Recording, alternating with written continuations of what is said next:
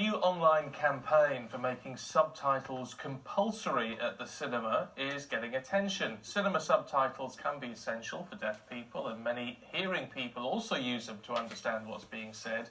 But should they be mandatory, or could compulsory subtitles negatively impact the experience for some moviegoers? Well, we're joined by the blogger, Deaf Girly, and the UK editor of Den of Geek, Rosie Fletcher. Good to see you both this morning. Deaf Girly, why do you think it is integral in our modern society that these should be compulsory?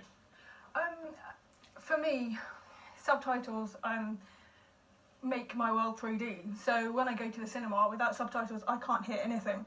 And when I put that tweet out, 70,000 people had an opinion that subtitles are also useful to them. Whether they should be mandatory in cinemas all the time, I don't think so, but I think there should be more subtitles, definitely. Rosie, what's your view? I mean, do you think that they can spoil the experience for some people? Not for me personally. I don't think. I use subtitles all the time, so I have no problem with it. I think bad subtitles can be annoying, but I don't think a deaf person would want bad subtitles either. So I think sometimes people would complain that if it's mistimed or if the visibility isn't very good, then it could be a problem. But in general, I would absolutely agree that accessibility is really important, and good subtitling should be something that is an option. I went to the movies a few weeks ago, and it was a subtitled film. And I found myself slightly distracted by I didn't need to read them, but it was pulling my vision down. Mm-hmm. Now, is that something which, people would say, well, that's a problem. Do we just get used to that? Is that something you adjust to?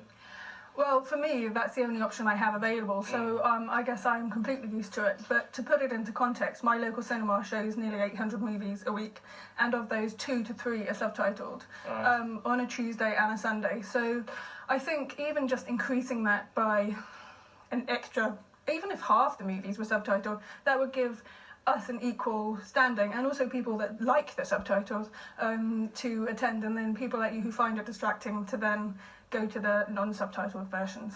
Yeah, so it's a case, Rosie, is it of being, as I say, I'm not against it as a concept, but just the idea that we need to adjust our own thinking, perhaps.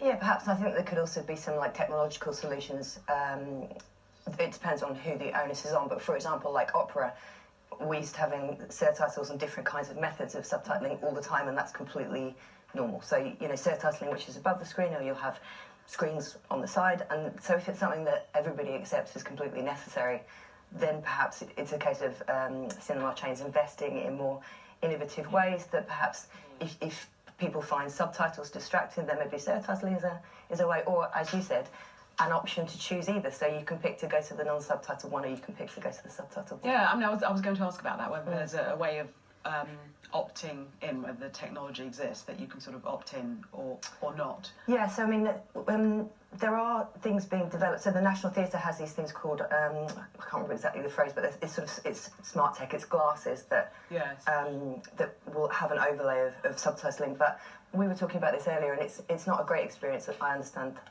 No, I think the feedback from the tweet that I had in general was that glasses are cumbersome, they're hard to focus, you're looking on the screen, you're looking forward, and it's not such a great experience.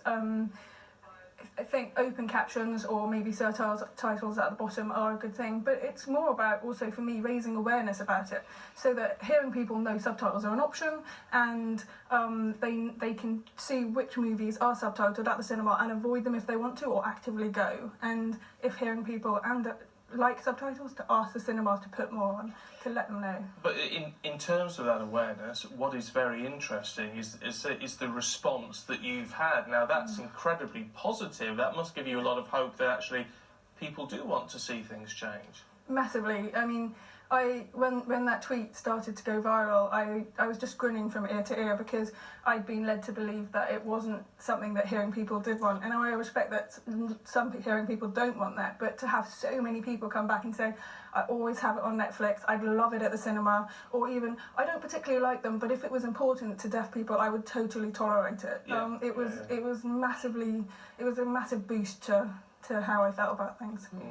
Rosie, there have been campaigns in the not too distant past, probably a couple of years ago, people saying that the sound quality at the cinema is so poor, and sometimes even on television, that fully hearing people are finding it so difficult to pick words up, you know, certain words, and they're having to sort of, well, at home certainly, rewind to be able to understand the full dialogue. Yeah, I think that's totally true. I've absolutely had that problem at certain cinemas where if you're not in the right seat, or sometimes just the cinema's not very good, that I'm struggling to pick it up. So actually that would be a great time where you would want subtitles.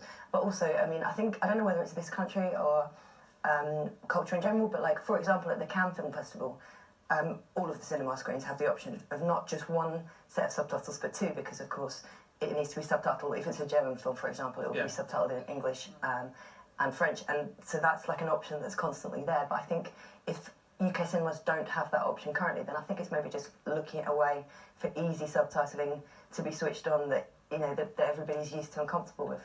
Well, look, it's a really interesting campaign. I hope it gets a lot more attention. Rosie, Deaf Girly, thank you both very much indeed. Let us know what you think at Sky Stephen, at Sky Gillian. And coming up for you, we've got all the very latest entertainment news from the